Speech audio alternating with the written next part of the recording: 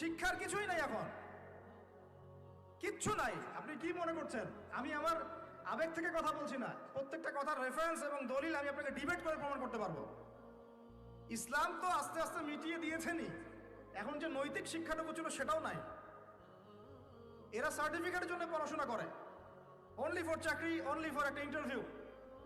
এই শিক্ষায় শিক্ষিত হয়ে এই জাতি কোনোদিনও সফল হতে পারবে না ইনশাআল্লাহ তাআলা, কোনোদিনও না।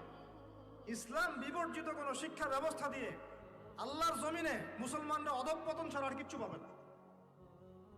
ইসলাম বিবর্জিত কোনো শিক্ষা ব্যবস্থা দিয়ে আল্লাহ পাকের জমিনে মুসলমানরা মার খাওয়া ছাড়া কোনো পথ নাই।